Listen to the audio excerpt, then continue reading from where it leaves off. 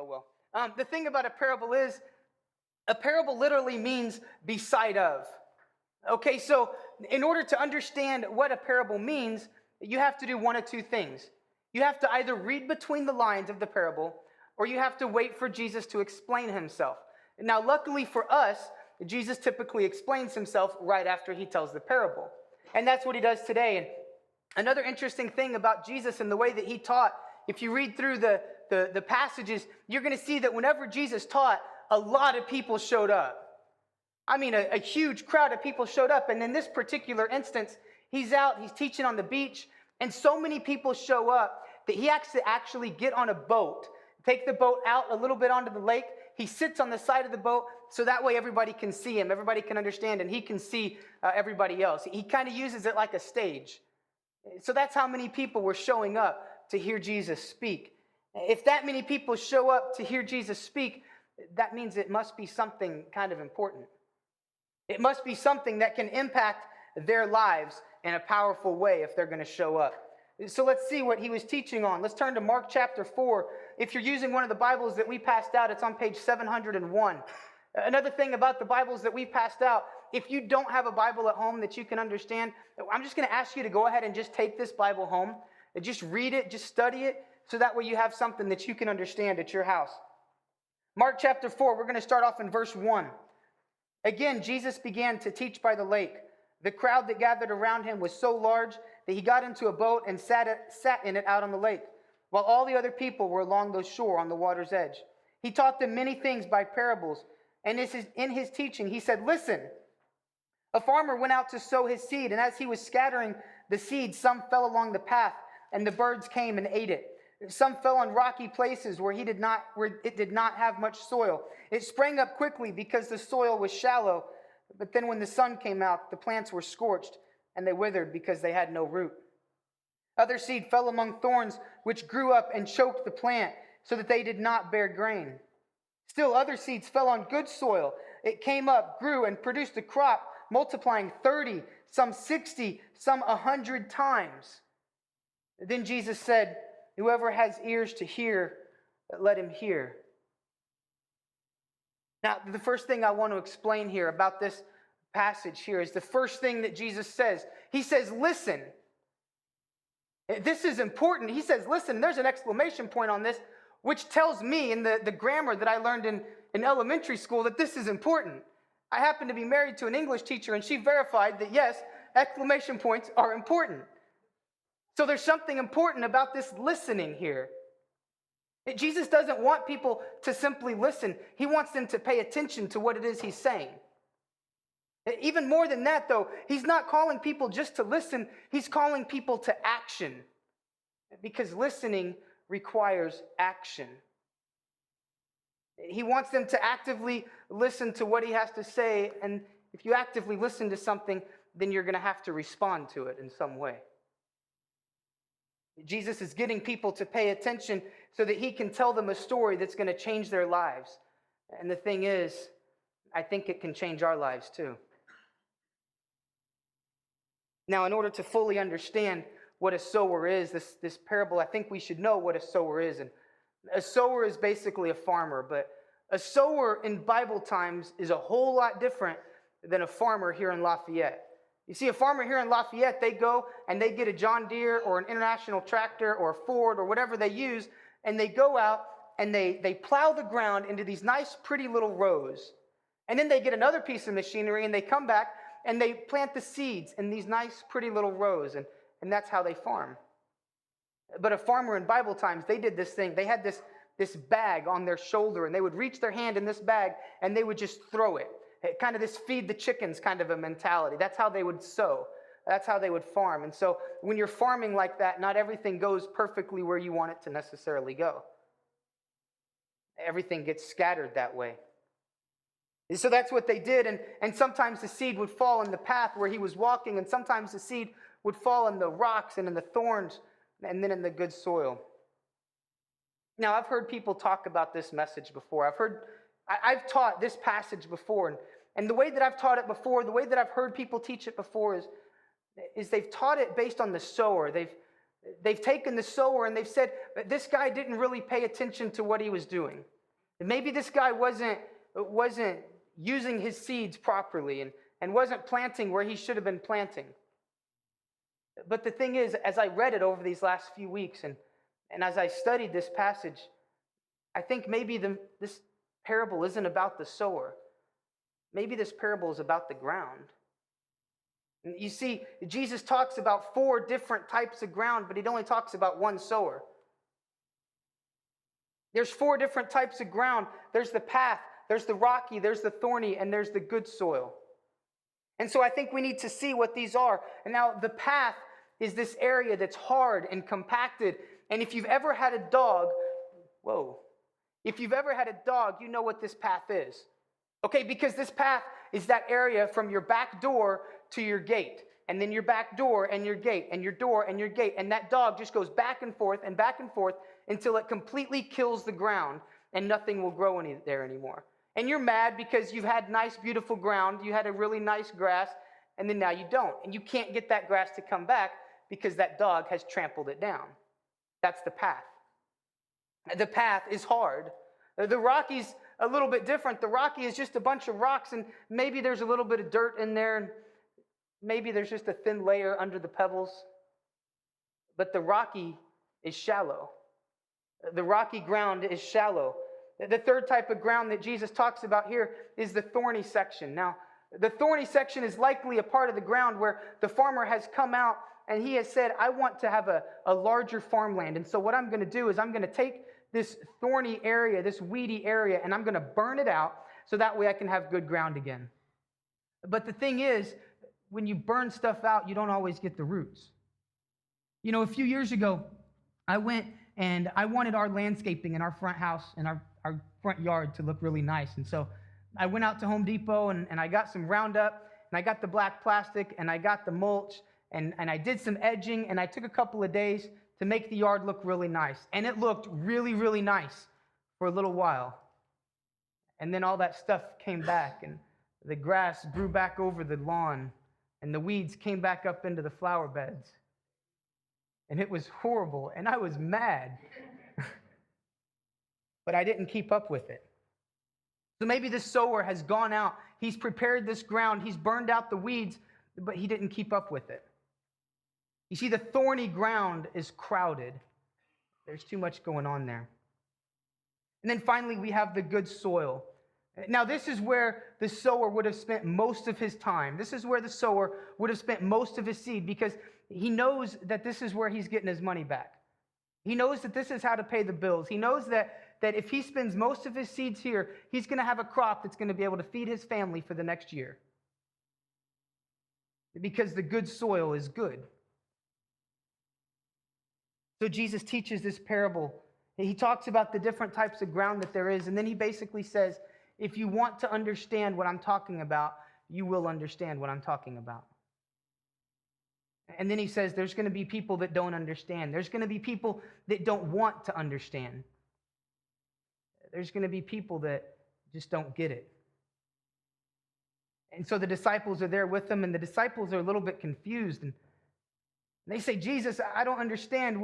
Can you explain this thing for me? And maybe they didn't understand because they thought that they already had it and they didn't really need to listen to everything he had to say. Or maybe they didn't understand because they were fishermen and they were tax collectors and they didn't understand the whole farming thing. I don't know why they didn't understand, but I'm glad they didn't understand because they asked Jesus and then he explains it to them. And when he explains it to them, he explains it to us also. Turn to verse 14. It says, the farmer sows the word. Some people are like seed sown some people are like the seed along the path where the word is sown. As soon as they hear it, Satan comes and takes it away to the word that was sown in them. Others, like seed sown on rocky places, hear the word and at once receive it with joy, but since they have no root, they only last a short time. When trouble or persecution comes because of the word, they quickly fall away. Still others, like seeds sown among thorns, hear the word, but the worries of this life, the deceitfulness of wealth, and the desires for other things makes them unfruitful. chokes out the word. Others, like seeds sown on good soil, hear the word, accept it, and produce a crop, some 30, some 60, some 100 times what was sown. Now, here's something interesting about that passage. Here's something that I thought was interesting, at least. Jesus is talking about the characteristics of the ground. Jesus is spending his time talking about what happens to the ground, what the ground does. He doesn't talk about the ground that wants to be good. He doesn't talk about the ground that says that it's good. He talks about the ground that is good. He talks about the ground that is rocky, that is thorny. Let's look at that. Let's look at what that means. And first of all, to fully understand this, I think that we have to see that the seed is the word. This is the great news that Jeff has been talking about for the last few weeks. This is the seed. So if the seed is the word, then the sower is the preacher or the teacher or the guy sitting at work sharing with his coworker. Now, in this particular instance, I think that the sower specifically is talking about Jesus, because Jesus is the one sharing the word at the moment here. And so if the sower is talking about Jesus, that leads me to believe even more that Jesus is focusing on the ground and not the method. He's focusing on how people hear and what they do with what they hear, and less about who's doing the telling. Jesus explains these different types of ground for us, and it's pretty cool. He says, you see, the first type of ground is the path, and this is the person that has a hard heart. Okay, maybe they've been to church as a child and they got tired of the rules and the regulations of church, and maybe this person has a lot of anger and unforgiveness in their lives, or maybe this person is hurt and can't understand why God would allow these bad things to happen to good people, and so they give up and they don't want to hear, and they allow the word to just set on the surface and be blown away, or let something take it away, so that way it doesn't sink in. Remember how hard that path is that your dog made?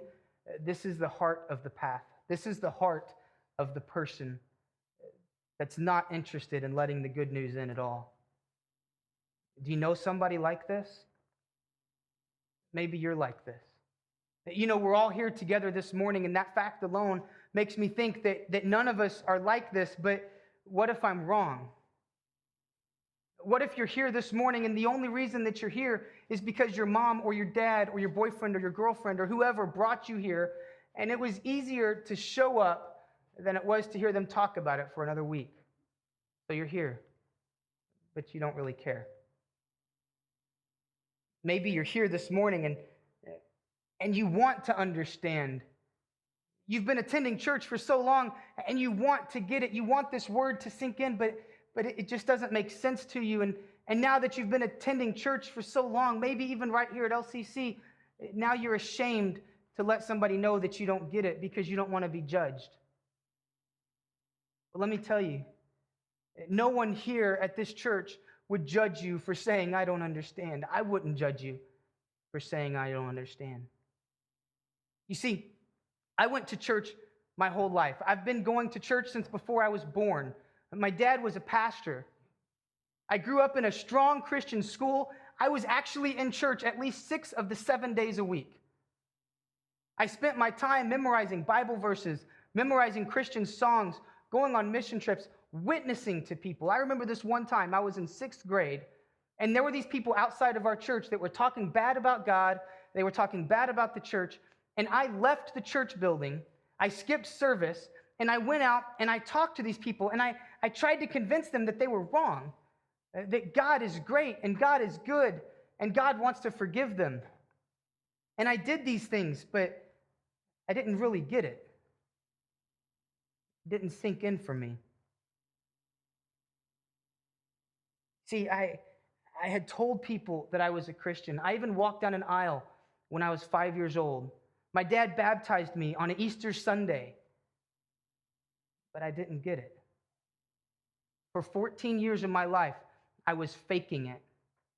I was going through life pretending to know everything. I knew the Bible like you wouldn't believe. I was in this thing called Bible drill, And what that was is you would stand there in front of people and they would just shout out some random reference in the Bible, and you had 10 seconds to find that reference and step across that line, and whoever did it first would win. And I won our church. I won our little association. I went to the Texas State Finals to this thing. I knew the Bible, but I didn't get it. I didn't understand it. Finally, I got tired of faking it, and I quit going to church at all. I got involved in a lot of stuff that was anti-church and anti-Jesus and anti-everything I was supposed to believe in. See, this is the person with the hard heart. They just don't get it. The only way to get past a hard path or a hard heart is to soften it. There's two ways to do that. Either you can protect that ground and you can water that ground and you can nurture that ground back into softness, or you can rip that ground up. I made God do it the hard way. You see, while I was in the midst of doing my rebellious thing and living my lifestyle, I lost my friends. I lost my money. I lost my home. I lost everything. I had nothing left. I had no one to look to except to finally look to God and say, wow, he's been trying to talk to me all this time. He's been trying to explain to me all this time. I finally noticed that he was trying to get my attention. God wants us to have a soft heart so that we will allow the word to sink into our lives. And he can do it the hard way like he did with me, but I tend to think that he would prefer to do it the easy way, through exposure, through allowing his word to simply sink into your heart over time. Remember I told you that I went to a Christian school. I was in church more than I was anywhere else. God was trying to soften my heart, but I didn't let him do it. I stopped him from doing it.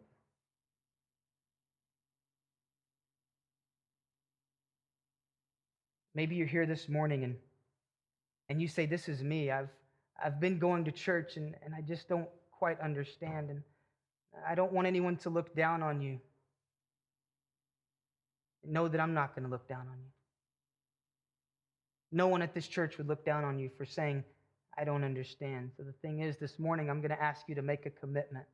I'm going to ask you to make a commitment to God that you would allow him to soften your heart in whatever that means, whatever ways that means, so that you can understand what it is that he's trying to tell you, that you can understand his word, his great news. The path is a hard heart. The path is the person with a hard heart. So let's look at the rocky soil now.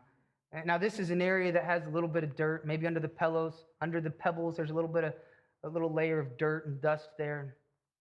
There's this place in Texas, it's called the Enchanted Rock. It's really cool. If you ever get to Central Texas, you want to check it out, because it's just this giant rock, and it's probably a few hundred feet wide, but in my mind, it's miles and miles wide, because I went there when I was in junior high. And it's this really cool place, but there's no vegetation there.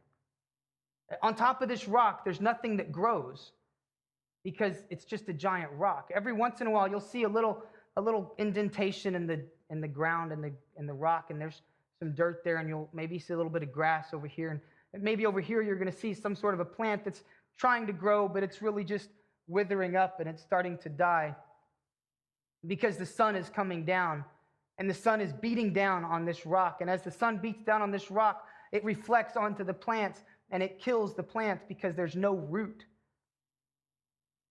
There's nowhere for the roots to grow, to be able to grab moisture, to be able to flourish into a good plant. There's not much there because it simply can't grow. So this is the person that takes the great news and they love the great news. They think this great news is amazing. They took the word, but then they never studied it. They stopped. They never tried to grow into the word. And so then the next day at work, and that project was due, and life got hard. Maybe I had a fight at home. I faded away. This is the person that maybe thought that this great news was going to be some magic formula that was going to make everything okay. It was going to make everything perfect. But then when it didn't, you fell. You got burned up. When there's no roots, you can't grow. I call this person the honeymoon Christian. And if you've ever been to a youth camp or on a mission trip or to some sort of a revival service, you know what I'm talking about, because you leave this event feeling so hyped up, feeling so excited about what you've heard, feeling like nothing can ever go wrong in your life again because you have heard the best news ever. And then when something goes wrong, you fall apart. You lose that great news. Maybe you're at the point in your life where you want to have more than a rocky understanding of the great news. And maybe you're thinking to yourself that this stuff sounds good, and it's used to sound good before, and it still sounds kind of good, but in the end, it's really all just the same, and it's just not worth it. Well, I'm going to ask you to give it another shot. But this time, I'm going to tell you to ask for help. We have this great opportunity here at LCC. We have spiritual coaching, and what that means is that we have people in our congregation that are waiting and willing, they're ready to step up beside you to help you understand what the Word says.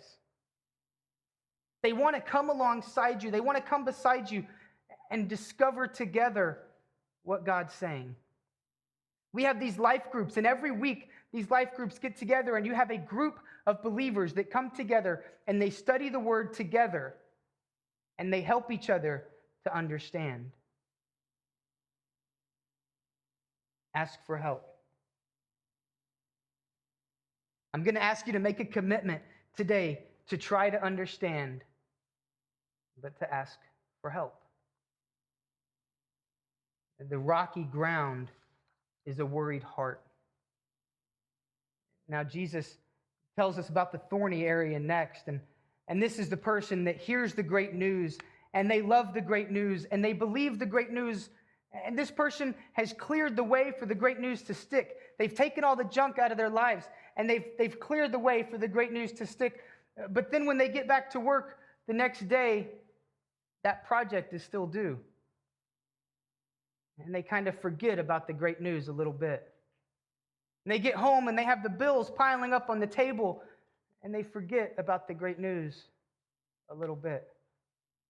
And maybe this person has so many ideas about life and about work and about their family, and they have all these great ideas and these wonderful plans. And all their great ideas are getting in the way of what God wants them to do. Or maybe what God wants them to do is getting in the way of their great ideas and their great plans. So they kind of push him away a little bit until eventually he's not there and they've choked him out. Maybe you're here this morning and you say, man, this stuff is good, and it was good before and it's still good, but I just got that promotion. I really don't have time to deal with this right now. Maybe you're trying to get your life straight. You're trying to clear out all the stuff in your life so that way you can understand. Well, here's the thing. I'm not going to ask you to immediately clear everything away right now. You know, that's hard work. When I did that landscaping, it took me a few days to clean up the yard. It was really hard work. But anyone that gardens will tell you that maintenance is easy. Once you get it started, once you get the stuff cleared out, it's easy to maintain it. You just have to do it. But it's a lot of hard work to start. So the thing is, I'm not going to ask you to clear it all out today. I'm not going to ask you to get rid of everything today. But here's what I'm going to ask you to do. I'm going to ask you to make a commitment between yourself and God and maybe one other person to start to pull these weeds out, to start to pull these thorns out of the ground. And the thing is, as those thorns, and as those weeds fall to the ground, they become dirt. And eventually you have good soil. To start to pull out that stuff that's keeping you from God, that stuff that's in the way of what God has for you. See, the thorny ground is a distracted life. It's a life that keeps you from God. And finally, here we see the good soil. We see this is a couple of words in this passage here that tells us how people accept the good news. Okay, we see in verse 16 that we see people accepting it and receiving it with joy. In verse 20, they're accepting this news. The thing is, this person is happy to hear the news. They're happy to hear the word, and they are overflowing with joy. And I'm talking about the kind of joy that you really can't hide. I'm talking about the kind of joy that you can try to hide, but everybody knows you're happy about something. That's the kind of joy I'm talking about. For example, Beth was pregnant with Colin, and we had a really, really great doctor in Puerto Rico. And this doctor had an ultrasound machine in his office. And so every time we went for a visit, we would get to see the next stage of life. And we got to see Colin grow from being a blob to being a bigger blob until eventually he looked like an alien.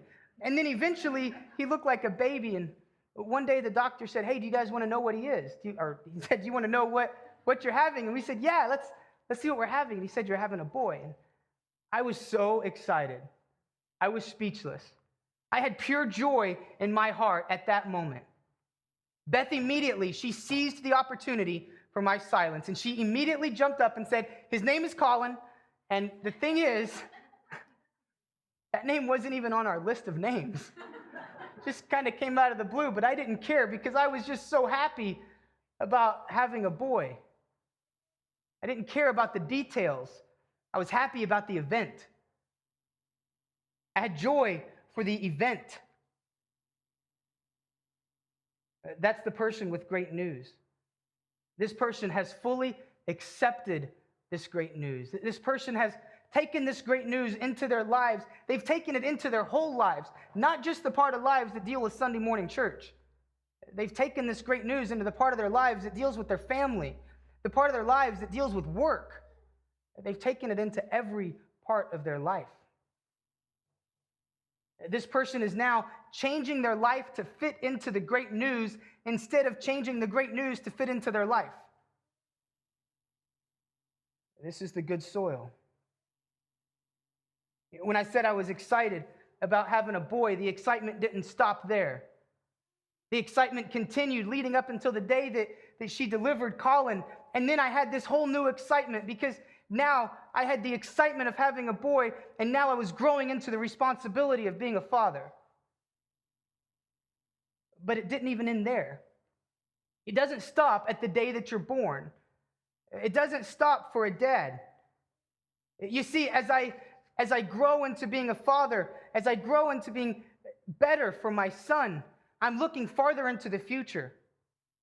I'm looking beyond just how can I be a better dad for my little boy, but I'm looking into the future to see how can I train my little boy to be a good dad for his little boy.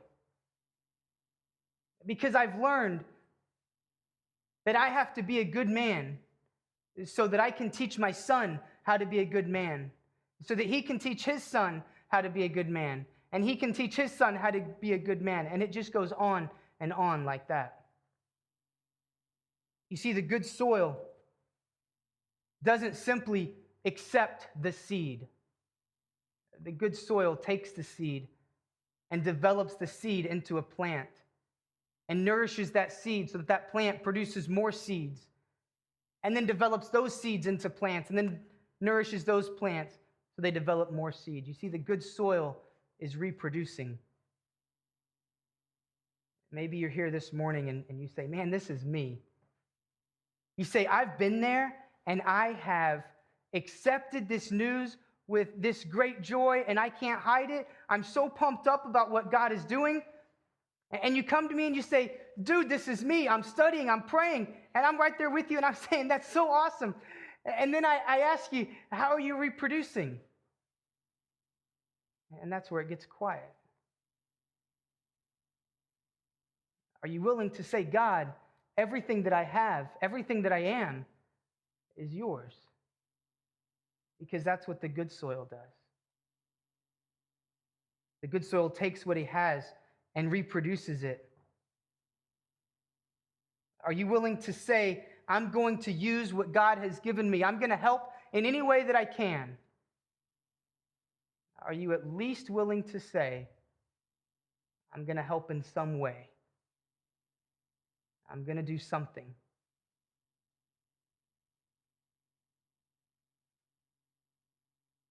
See, the thing is, the good soil doesn't become good the first time something is planted. Any farmer is going to tell you that good soil gets better with time.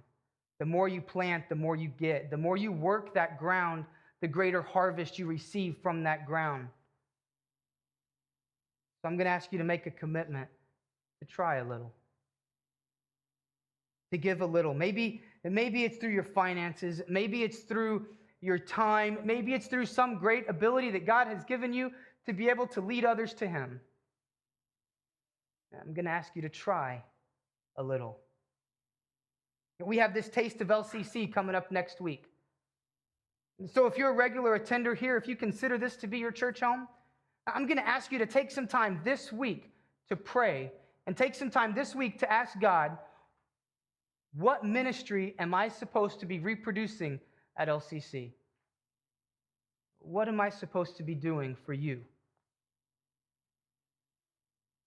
The good soil is reproducing. This is what the parable is about.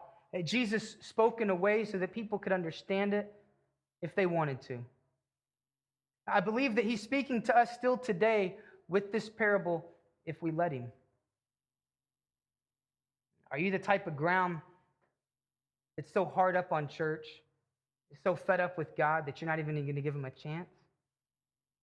Maybe you're the type of ground that's so busy with life, so worried about life circumstances that you just don't have time and everything else gets in the way.